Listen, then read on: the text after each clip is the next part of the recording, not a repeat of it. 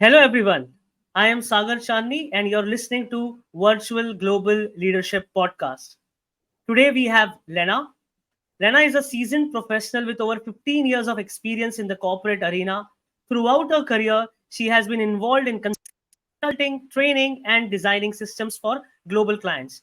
Her expertise has allowed her to make a significant impact on the corporate world. In 2019, Lena made a bold decision to step away from her thriving career. Her goal was to embark on a personal journey to discover her true passion and find a meaningful direction in her life. This courageous move was a pivotal moment that ultimately led her down a path of self discovery and transformation. Today, Lena stands as an award winning entrepreneur and an international speaker with a unique mission. Her mission is to bridge the gap between corporate and spiritual worlds, two realms that are often seen as distant. She firmly believes that genuine success and a truly fulfilled life can only be achieved through profound self knowledge and understanding. She has been invited to speak at prestigious events and conferences worldwide, earning recognition as a keynote speaker. Her engagements include prominent platforms like Women in Tech, Disrupt HR in Channel Islands and Wales, HR Tech in Copenhagen, Employee of the Future in Berlin, Future of Work Singapore, and HR Champions in South Africa. These speaking engagements has allowed her to share her insights and inspire others on the global scale. In 2022, Lena received a publishing award from Brains magazine in recognition of her outstanding contributions. She co authored a book titled You Can Have It All, a testament to her dedication to empowering and guiding others towards achieving their full potential. So, what are we waiting for? Let's welcome Lena. Hi, how are you, Lena?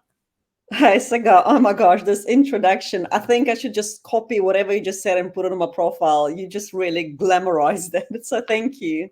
And thank you for having me again. It's really great to be here with you. So, thank you for, in a way, inspiring me to choose video as a platform for this podcast. So, thank you. So, Lena, I just wanted to know from you, uh, what does future of work mean to you? Yeah, so I mean, I guess we already spoke about this, and for me, future work and really meaning for us to understand ourselves deeper. I always just repeat the same thing. And I can see that there's a big difference in terms of how organizations are treating their people. Because I left my corporate job in 2019, but I went back in 2022, and the difference was incredible in a positive way. That organizations are really investing in the people. They really want them to succeed, and by offering the flexi working, remote working, all of the perks and benefits, I think it's amazing. But from my point of view, with my opinion, I just don't think that they are encouraging people to invest in themselves. And this is where I'm hoping where the future work is going to be going, that organizations are not just going to be focusing on professional developments, but also given equal attention to personal development. So, what are some of the areas future of work enthusiasts or remote leaders must focus on while developing their leadership or their personality? Yeah, so it's already developing on self or focusing on yourself more than looking at what others are doing. It's once again, it's all about finding the balance. And what I see a lot is that leaders, actually, just to retract a little bit, in my corporate arena, I worked for over 15 years, and I was part of many teams. I work with many CEOs, directors, team leaders, but only maybe two of them that really stuck in my memory for no other reason that they really knew how to inspire and energize other people. And that's what leadership is all about. It's about being service to others. It's about being able to not just do your work, but inspire other people to do their work. And that only comes through self-awareness, by understanding who you are and becoming that person and the leader that you wish you had. So, how can someone become a leader who I wish I had? What are some of the areas where leaders must focus? Well, when you like think of somebody who inspires you, they don't need to be like a corporate leader. It just can be like a singer, or it can be whoever, right? What qualities do they possess? When you look at them, like what draws you in? Because we've all of us, I'm pretty sure, met people in our lives where they may not be saying certain things, they may not be doing certain things or behaving in the way that you used to people behave, but there is that something about them that draws you in, right? And that's their energy, it's their presence, and we can only cultivate it by really being true to ourselves. And what I mean by that is there is a big difference between who we think we are versus who we truly are, and that separation really needs to be dissolved so we can just become that whole person. And that comes through deeper introspection and really questioning yourself. Why do I believe that? Why does this trigger me? Why do I act in this way? Why do I behave that way? Rather than why they're doing it to me. You see, there is a very big shift in perspective. In perspective. Lena, can you share what spiritual mentoring is and how it is different from traditional coaching or counseling? Well, I mean, I'm not a traditional counselor coach, so I don't know. I've never really worked with a counselor, and traditional coaching, to be honest, just did not work for me. So I believe with when it comes really to spirituality, it challenges us more to broaden our minds and to start seeing things differently, because we only experience worlds how we experience ourselves. What I mean by that is what we think and what we believe to be true for us, that's what we see in others, and that's how we see the world. So we are constantly surrounded by information, by the small little particles, the universe. And I mean, that's quantum physics. They're called, the name just went out of my head completely. I literally had it. But anyways, they carry the information and we absorb, we surrounded by them, something like 1,000,000 bits of information, but we can only absorb 40 or 50, that's it, out of millions. And we absorb that based on our filters. And by filters, I mean our conditioning, our beliefs, our whatever, right? Our how we brought up, and what we think is true for us. So, and that's how then we perceive the world, the reality. So, as I've already said, we only see things for not for what they are, but for who we are. So spirituality helps you to broaden your horizon and to understand that there is a different way of looking at things. So then you begin, as I mentioned already, that self-inquiry. Why do I believe this to be true? Is this belief helpful? How can I shift it? How can I change it? And realize that nobody is doing anything to you. You are basically creating your life, creating your experiences. So I don't know if that's what if that's what counselors do, then I guess it's the same. I mean, at the end of the day, spirituality is self-awareness, right? So how you get there, who helps you, what the title is, it doesn't matter. It's like as long as you become the kind of person that just doesn't like see things from like this, but you expand your mind and you're like, oh, interesting, that's why it's happening to me. Okay, well, let me take responsibility for this and see how I can change myself, and expect somebody else to change so that I can feel better about my life. What inspired you to become a spiritual mentor? uh, it's just a title. It's like literally just another title on my LinkedIn. I don't say I'm a No, but spiritual mentor. it's relevant these days, um, because of the world we live in. I really also read a lot of spiritual books. In fact, I also help some of the startup founders on their well-being. So I understand it might. I mean, this is relevant in these days. So I mean, it's good that you're using this. But again, what inspired you to, uh, you know, uh, uh, follow this path? Yeah, so my whole life I was literally controlled by my emotions. I needed things in my world to be the way I wanted them to be in order for me to feel that happiness. And even then, that happiness was very fleeting. So I would book so many holidays and we'll go, like, for example, skiing. And I'm like, okay, well, when I get to skiing, I'm going to feel happy and relaxed. But actually, no, there's something else I find to be anxious and upset about, whether somebody triggered me or they've done something I didn't want them to do. And I think it was, I got to the stage where I've realized that no matter how much I will try to reorganize my life, to surround myself with things, with people, with places that I think will make me temporarily happy, it's just not, nothing is going to work. It's just, everything just stopped working for me. And yeah, and this is basically how I discovered Dr. Jody Spencer. He was the person who totally changed my life. And from then on, it's just, I kind of got onto this like fast moving train from which I couldn't get off. That's the only way I could explain it. The more I got into it, the more I started uncovering, and like you begin to like see things differently. You begin to understand. You get this like information that comes to you, and you go, "How do I even know that without actually knowing about it?" And the more you start uncovering, the more you understand that you actually know nothing, and you will never know anything. But there's just so much to learn. And the beauty is that all of this coming from within you. It's not coming from the books. It's not coming from YouTube. And the most incredible thing that still blows your my mind is that when I discover something like that, I'm like, okay, well, I just made it up. Like my mind just made it up. But then I will go and I'll watch like something on YouTube, something, who the leaders, they're talking about it, like spiritual leaders, and they will tell exactly the same information. And I mean, isn't it just incredible how within us we've got all of access to all this information?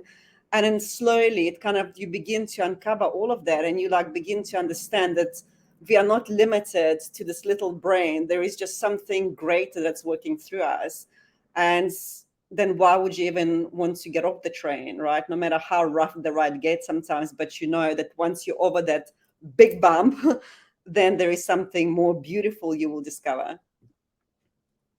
So, as a spiritual mentor and guide, how you have impacted lives of people around you, or maybe your clients. If you could share some stories, it would be great. Yeah. So I basically just help people to rewire their thoughts and their beliefs that they have about themselves. It's a journey for me also, it's an ongoing journey, I think, for all of us, because if you manage to rewire everything and have no limiting belief, I think our time on earth is done. Like, what's the point? And I was working once with a client. I mean, my biggest passion is really to help people align with the life purpose, because it's something I have been thinking about since I was about 3 years old, and just wondering, why am I here? What's my purpose? Was quite a strange thing for a 3-year old to do, but it's always been in me. And over the years, I've completely, I guess, well, not completely, but I have disconnected from it. And now, spending 2, 3 years meditating, connecting, journaling, sitting on a couch, I finally realized that it's been staring me in my face my entire life. It was so obvious, but relief that came from it was tremendous. So I just love people, helping people to find that something within them that inspires them, that ignites them and excites them. So I was working once with a client, and she was in a corporate position. She also started a couple of businesses because she didn't really like her job, but she wasn't sure about the business, and she just really didn't know where she was going. And I remember I gave her some journaling prompts, and she said to me, I absolutely hate writing. So we started digging deeper into it, and it transpired that when she was small, she used to love writing poems. And her father one day walked into a room and he shouted at her for not doing her homework. And he told her to throw the childish dreams away, or something to that extent. And that's when she decided at the age of 8, she's not going to write anymore. So once we uncovered that memory, she was like, at the end of our session, she went, you know what? I'm going to write a book. And I mean, isn't it beautiful? And Wow. just saw like a whole face lighting up, because that's just something that inspired her. And obviously, like we just spoke just now before we went live with you doing the podcast, when you feel that excitement in your body, when you're just so lit up by what you're doing, this is a clear sign that it's meant for you. uh, Lena, for those who are unfamiliar, what is human design and how can it be a tool for self discovery and personal development? Yeah, so human design,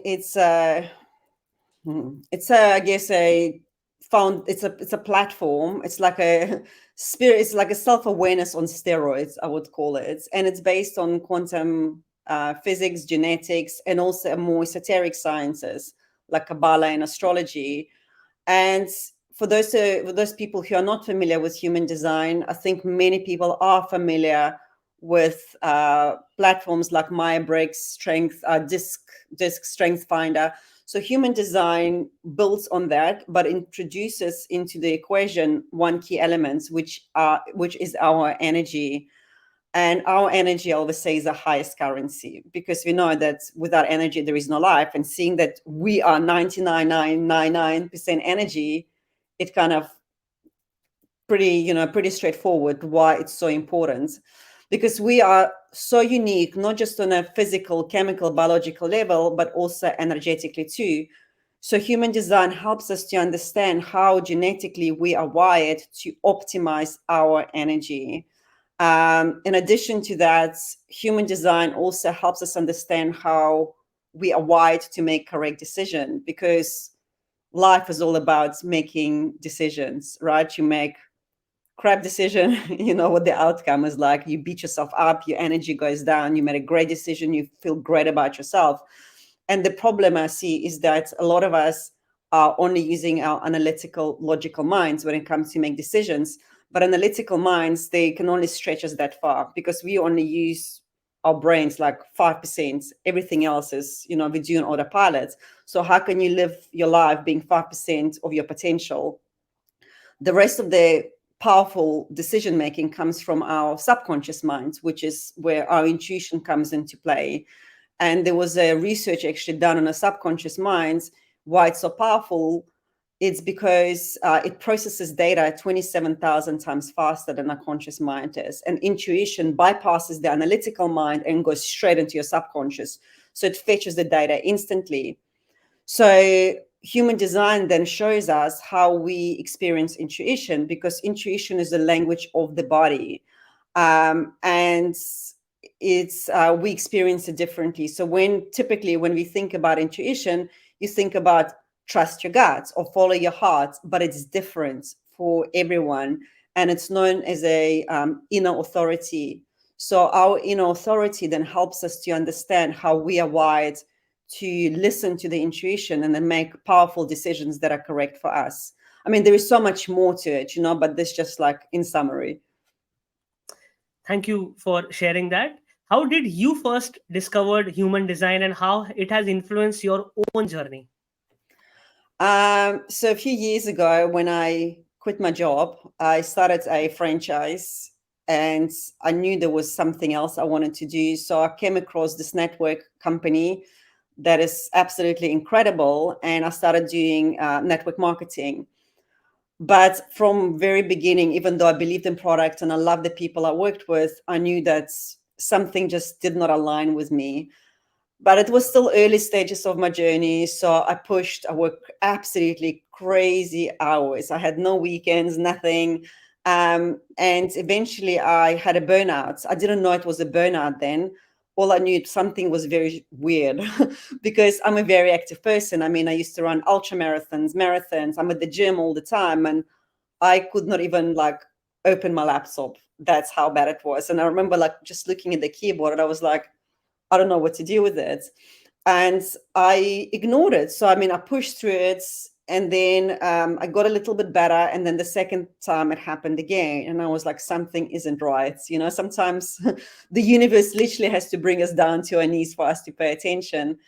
And I had one call scheduled with this lovely lady who I met through LinkedIn. Her name is Bree. And she told me, well, she said to me, have you heard about human design? Maybe you are not in alignment with your energy. And I was like, I haven't heard of it. So I went and I Googled it, and something within me went, that's the missing piece of the puzzle. So I bought myself books. I enrolled myself into courses. I hired a mentor and a coach, because whenever something excites me, I don't think about it. I go right in. And yeah, and as I said, like the rest was history. So I've studied human design since then, and I've applied it to my life, and even with my children, it changed the dynamics, how I even speak to them, or what I would expect from them. And yeah, it just made a world of difference. Wow, that's inspiring. I'll be doing a lot of research on human design now. In fact, Yeah. I did last time when we spoke about it, but yeah, I would be doing it more. So what's your human Uh, design type? Do you know? Pardon? What's your human design type? Do you know? So what I did is when I shared my details, I got a kind of a report. I'll have to relook at it, but yes, I have generated the report. I just have to decode it and deep dive on that. But I did spend some good Yeah. time there. Yeah, on the report, it will give you your energy type. So yeah, I'm curious to see what it is. I'll share with you. I'll share with Cool. you post this call for sure. So, what are some of the practical ways, like let's say in your example or your friends, like uh, that they can apply human design insights to make better decisions? Yeah, so as I already mentioned, human design teaches us how to make correct decisions, but not decisions that come from the minds, because let's face it, our logical minds can be clouded. There's worry, there's doubt, there is limiting beliefs, there is stress, there is memories of the past, which we then try to drag into the future. It's a mess, right? And our logic, I'm not saying logic is wrong by no means. I mean, if you like need to do things like on eat, sleep, repeat. We've done them before, or if it's something we've done in the past, we've got experience, we can definitely apply logic, right? But we need to kind of also look at the other side of making decisions, and that's where, as I mentioned, intuition is very powerful. So human design then teaches us how to make those decisions that are correct for us without overthinking and overanalyzing. And as I spoke about, it's all about the authority. It's listening to authority. So I'll give you, there are 7 authorities. I'll just give you an example of 2 of them. Let's say there is an authority called sacral. So it's all about trusting your gut. So that's about maybe 30% of people run about there. And that's my authority. So for me, if I'm presented with a choice, I would instantly know whether something is or isn't right for me based on how my gut reacts. But it wasn't initially like that. Initially, it was like, was it my gut? Was it my head? Was it my this and that? So it takes time, to build that intuitive muscle. It's like, imagine if you want to run a marathon, right? You're not just going to go to the gym, look at the treadmill and say, oh, I could never run a marathon. You'll persevere. So sacral authority is actually the easiest one to develop, because the best thing, like if you're stuck in your head, if you don't know what to do next, just get someone to ask you yes or no questions and then respond to them immediately without thinking, without hesitating. And that's how you build that connection between the brain and the gut. And another one, which my mentor back then, she gave me this exercise, and it was so hard for me to do, where for half a day, you literally just follow your gut. So if the gut says get up and go to the gym, you do that. If it says to you stay in bed, so you follow that feeling. What would I love the most right now? And basically do that. So even if it's stay in bed for half a day, you had to do that at least once a week. And I was such a workaholic back then. It's just it was the scariest thing I've done, because I was too scared of letting go. But now that's literally how I spend my days most of the time. Obviously, when I work on a contract, when I'm back in a corporate world, it is slightly different. But even then, the way I do it is I will always start my day with the tasks that energize me, inspire the most. So what is the most exciting thing I can do out of the list of things on my list? And that's what I focus on first, because that will set my energy levels high. And by the time I get to things that I don't really like doing them, my energy is pretty high. So I actually get through them. Whereas in the past, I'm like, well, let me actually start with things that bore me, that drain me, and then I would save the best for last. But by the time I get to the best for last, I'm so drained and uninspired. I just like, it doesn't feel like my best. So that's one example, how we can make it practical even in a workplace. And another authority I want to briefly mention is called emotional authority. So, over 50% of people will have an emotional authority, meaning that when they are presented with a choice, with decision, their body will go through this chemical process. They ride an emotional wave. It's actual chemical process that they're going through. So, making decisions at the top of the emotional wave, it will either be not the best decision that they make, or it's something even better would have happened if they just waited.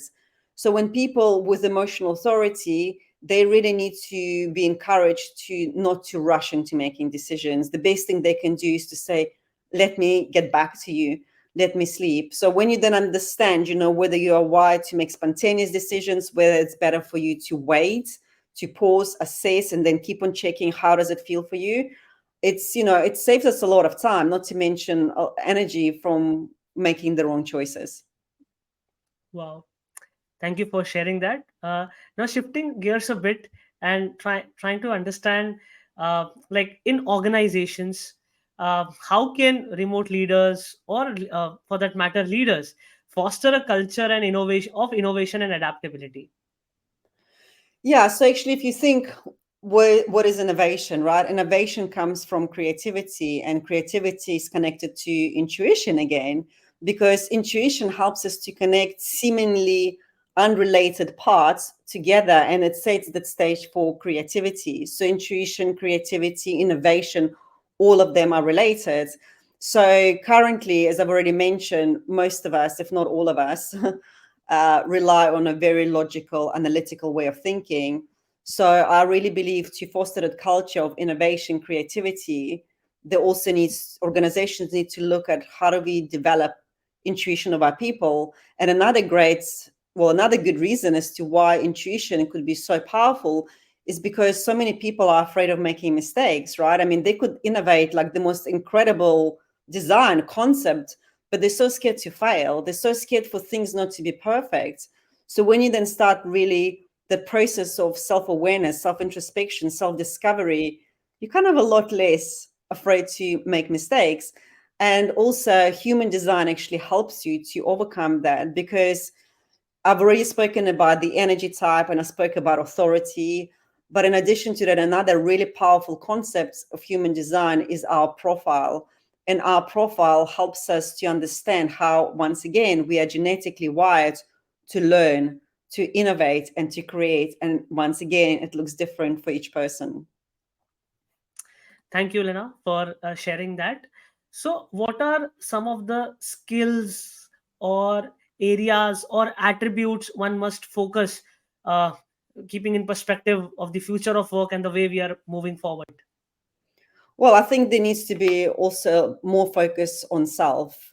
Currently, we are too good at focusing at what others around us are doing and not really so good to understand ourselves.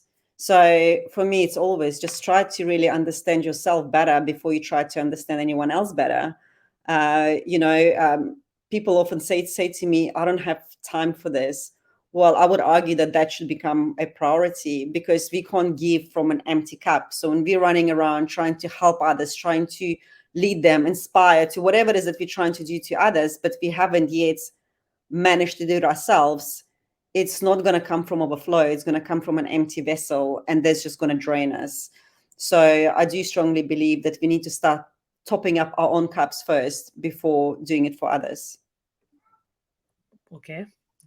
So, are there any connections between the future of work and the concepts of spiritual mentoring and human design that you particularly find it interesting or relevant? Well, I think it's all connected, right? Because actually, if I was having this conversation, I probably wouldn't be having this conversation 5 years ago. I don't think that the awareness was there,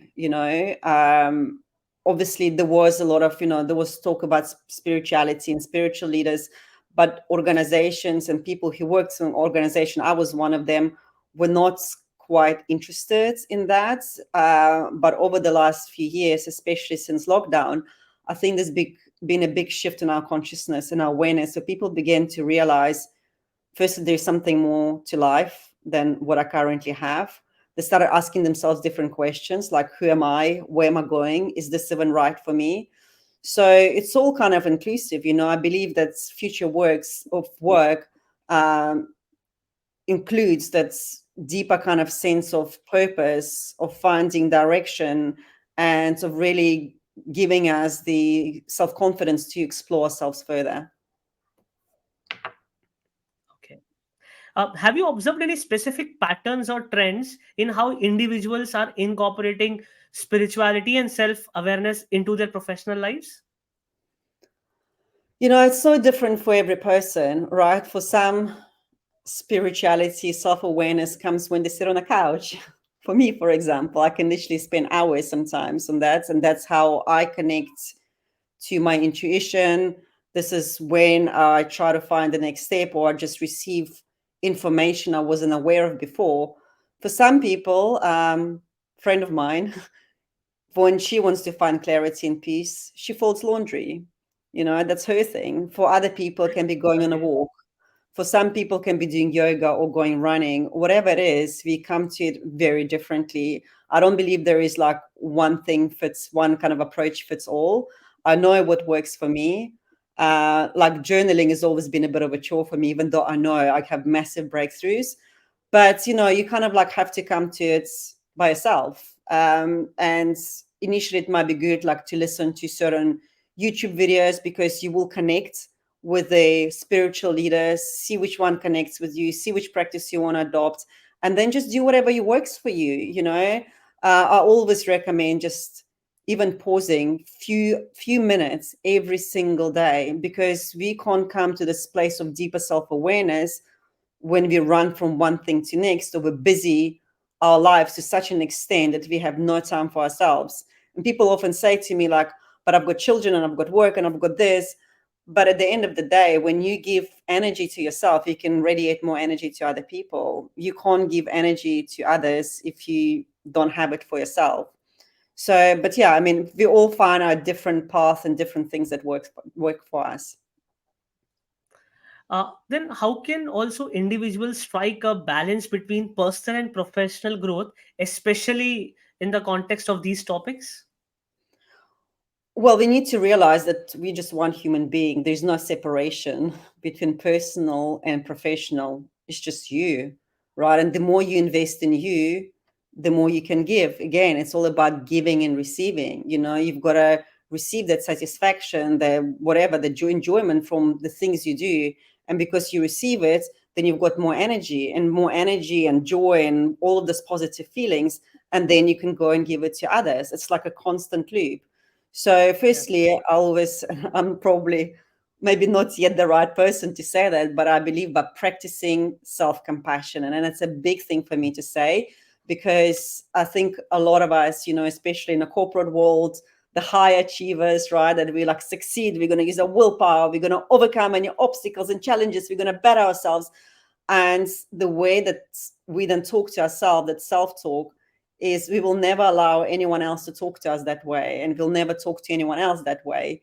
So I think, for anyone who's really looking for deeper self meaning, self awareness, compassion is like for yourself is the key. It's like accepting I am where I am and I can't be anywhere else because I wasn't aware of certain information. There's lessons I've got to learn before I can be somewhere else. So that acceptance of being where you are is exactly where you need to be, and just being more compassionate and celebrating like little wins. Maybe let's say like your partner or your friend, they triggered you in the past and now they did the same thing, but you're not even as reactive. That's a massive win, to start celebrating that, and you'll slowly see how this corporate persona and that private persona kind of merge into one. Wow. What advice you have for listeners who are interested in navigating the evolving world of work while also exploring the spiritual and self-discovery journey? I already said that. I mean, making Yeah, time yeah, for yourself is the key. It's just slowing down, because we mistakenly believe that slowing down is being lazy or unproductive, but actually the opposite is true, because that's intuitive guidance, that's action that we need to take, does not come from when we run around, when we're too busy. That's this monkey brain gets involved and really distract us from the next right step. It rather comes from the place of stillness, of silence. And I've noticed sometimes like how let's say I don't know what my next step is. I don't know what to do. And in the past, I'm like, I'm just going to do everything and see what works. And now sometimes I would just like either go for a walk or sit on a couch and just ask, what is the next thing I can do? And the answers come, sometimes not in the way you expected them to come, but they always come. So I think slowing down is one thing. And another one is we really need to start paying to things that excite us the most. What is it that you're most excited? What are you most curious about? There is a reason why you feel that way, because it means that that thing is meant for you, right? I mean, I wouldn't get excited by going deep sea diving. Like, it's like not exciting at all. But I would be excited, for example, to go on, I don't know, like somewhere else, to a spa maybe, because I know when I come out of the spa I feel energized, and when I feel energized I have more inspiration, more creativity flows through me, while scuba diving would just like, no, it's just not my thing. So why are certain things coming to you? You've got to trust them and you've got to follow in them. I think I've given you example where in the past, like, I needed to get a solution to this problem at my job, and my intuition told me to go for a walk in the rain. And I did. And when I got back, I didn't have one answer, I had two answers. And I was circling around for about a week. So just slowing down and listening and trusting and paying attention to what feels most exciting. Wow. So Lena, in this entire your journey of the current journey and in the corporate life, what was some of the biggest challenges or failures you experienced? I don't believe there are failures at all. The challenge is where when I'm in a dark, where I'm just like in a gray area. So when I'll just give you a quick example, when I came across human design, it completely blew my mind. I knew that it was something that was needed, but I didn't know who needed it, how I was going to get it out. And I just didn't know. So I started trying different things like running webinars for health practitioners, or doing this Facebook challenges, which my coaches like really stressed is such a good way to drive traffic. But it felt like such a chore. I just wasn't feeling it. I really felt like I was pushing it. And that's actually why, that's when I had my third energy burnout. And it took me probably about a year or to really understand that once again, I wasn't in alignment. I wasn't following that path of excitement. So that was big challenge, to realize that sometimes I don't have answers to things. I just don't. And accepting it, that this is where I need to be. That maybe I'm just not meant to have answers. Maybe I am meant to be in the dark. Maybe I am meant to go through, I don't know, a dark night of the soul. Maybe things are meant to fall apart. And it's just learning how to accept what is rather than what the ego mind thinks how things should be. So that's definitely been the biggest challenge.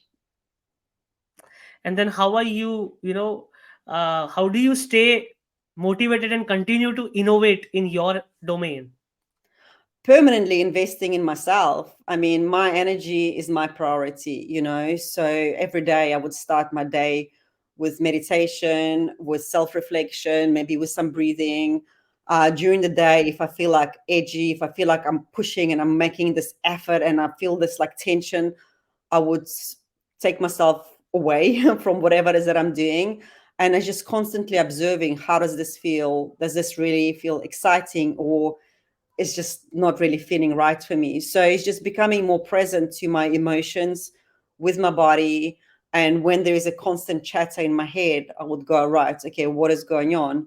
So, some days it's like I sail through them. Some days are more challenging, and I've learned when to step away and when not to push it, because I know when there is no energy, there is no creativity flowing, it's just not going to be a great day, or not. It's going to be just what it is meant to be, but I'm not going to produce my best work.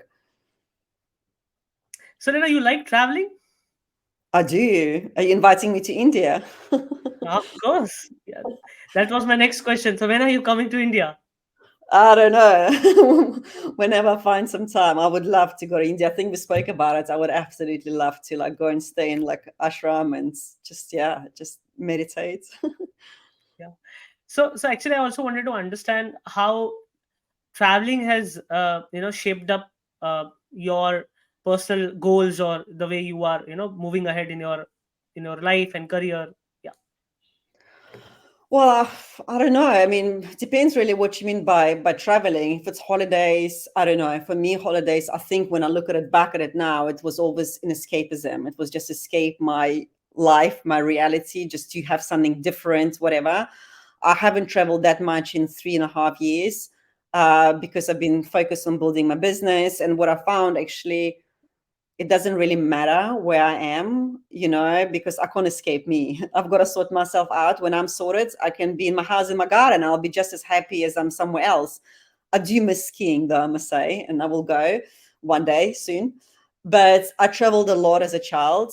We immigrated when I was 13. We went from Russia to Israel. And then when I was 14, we went from Israel to South Africa.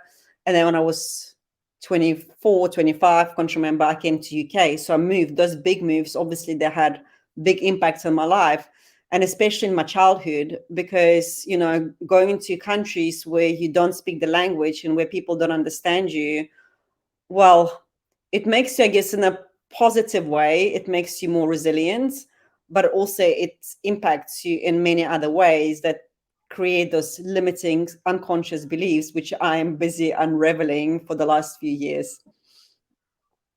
Then I just wanted to share that as you were sharing the previous answer, I was actually practicing intuition, and my intuition uh, guided me to ask you the question on travel. It was not in the question bank, and then you mentioned, and now then I know that okay, there are several influences because, uh, transiting from one country to another, living 10 years average, if I'm correct, 10 years you were in, it might have played its conscious, subconscious, unconscious role in shaping up you as who you are today, isn't it? Yeah, no, absolutely. I think everything shapes us, into who we are. So, I mean, over the years, I've been building this, I guess, physical resilience, persistent muscle, but I haven't been developing my emotional muscle. And that's why, as I said to you earlier, I was completely controlled by my emotions. Whereas, let's say, if you stay in one country, you may be more emotionally stable because there's not such a stress on the nervous system. Because when you're a 13-year-old child and you take from your friends and their family, and even though I was excited at the time, don't get me wrong, I didn't like Yeah, yeah, get devastated to move from, especially from Russia to Israel. I was very excited, but when you get there and you like feel like a complete alien because you can't talk to anyone and nobody can communicate with you, it does impact you. And then as you mm, kind of regain that balance and momentum, you get uprooted and chucked into a new environment where you go through the same thing again, where you can't even like do your homework without the dictionaries. That once again, so as I said, even though it builds that resiliency, that muscle, it still has impact on an emotional, psychological level for sure. yeah. No, thank you for sharing that, because future of work, when I see the keywords that are associated with with future of work, one, of course, remote work comes up, then the AI comes up, then also travel comes up, because then you're flexible, right? And that also has somewhere power to, let's say, influence positively as well as not so positively, but of course the goal and the intention is to be influenced positively, or rather change that energy, as you shared in the initial conversation, or how you can change it to your let's say development, or the goals that you are looking for to in your life. So yeah, that was my why of sharing this. um Lena, what does work life balance or work life integration mean to you? I think it's just finding that state of flow, in your life. And I know it's a lot harder when you've got a full-time job because obviously you're accountable to somebody other than you. But it's just to finding that something within you that inspires you to get through the day, whatever it could be, small things. For me, for example, the things I started practicing recently was just to feel one thing, maybe three things that you're grateful for in the morning, first thing in the morning, right? It can be even like my blankets. It can be like that I see the sun. Because once you do that, once again, the key to really finding that balance is to maintain our energy throughout the day. And what that gratitude method does, it actually helps that energy to start flowing through your body. So you start your day in a more positive way rather than checking the phones. Oh, my boss didn't get back to me. This is, I've got to do this and this and that. So when you start your day from practicing gratitude or practicing breathing, which is another really powerful technique, I've been practicing this certain technique, you can then just find that balance in your day easier. And once again, the balance looks different for different people. I always start my day with that, and I'll probably go to the gym. Then I come home, have coffee, and then I will work. Then I might meditate. It's whatever. But we all find a different routine, and it's just finding that thing that inspire, that energize you, and keep your energy levels up. Lena, I also learned that you're doing some interesting work on YouTube. Why don't you share with us what is that initiative about? Oh yeah, thank you for asking. Yeah, so a friend of mine, Sarit, and I, we actually started a YouTube channel called 9 to 5 Spirituality, because my vision for a long time now has been to incorporate, as you mentioned, spiritual and corporate worlds. And she was a CEO of a global company, and now she's more kind of into AI space. And her mission is to bridge spirituality with AI. And together we came to create a channel called 9 to 5 Spirituality, where we share really practical tips on, for example, like now we've got a manifestation series, how to manifest your dream job. What are the things you've got to do? So we talk about the thoughts, the power thoughts have over us, how to control emotions. We talk about taking aligned action, how to develop intuition. And yeah, there's a lot of content we are producing. We are very excited. And we also created an Instagram channel with the same name just to support it. It's like, practical tips and tricks and actually like downloads and things like that. So yeah. Can you help us with the channel name once again? If viewers would like to go and subscribe, can you just share that name? Yeah, so it's called number 9. Can I type here or Yeah, of course, of nine course. to five spirituality? I think there might be space in between, but yeah, I mean, it's pretty easy to find us. I don't think there's many other channels like that. Yeah, yeah. So, Lena, how do you approach decision making when you're faced with complex or difficult choices? Uh, Couch. I've got my couch worked out. That's what I do. Sometimes actually what I also do is I will ask for guidance before going to sleep, and I will just trust the universe will bring it to me in my dream, or when next morning I wake up, I will be clearer on what to do. And that's super powerful. That's I sometimes wake up with a mess of like aha moments. But otherwise, yeah, just sitting in silence and asking questions, that's what works for me. As I said, we all find it differently, or going for a walk, but just a walk without headphones, without just me. I take myself for a walk, and sometimes I come back. I don't just find answers, but I also find like different content, different ideas. But it's all by pausing in my day and just taking time out. Lena, how do you handle criticism or negative feedback? How do I handle this? Well, I do firmly believe, I mean, in the past, I must say I was very sensitive because I really, really valued what people thought of me. I wanted to come across like, I don't even know what I wanted to come across, but I wanted people to understand me, to approve, to acknowledge. And that caused me a lot of mental turmoil. Nowadays, I don't really handle it. I mean, there's just no need for me to handle. Maybe I'm oblivious to it. Maybe I don't see it. But I do believe we attract who we are.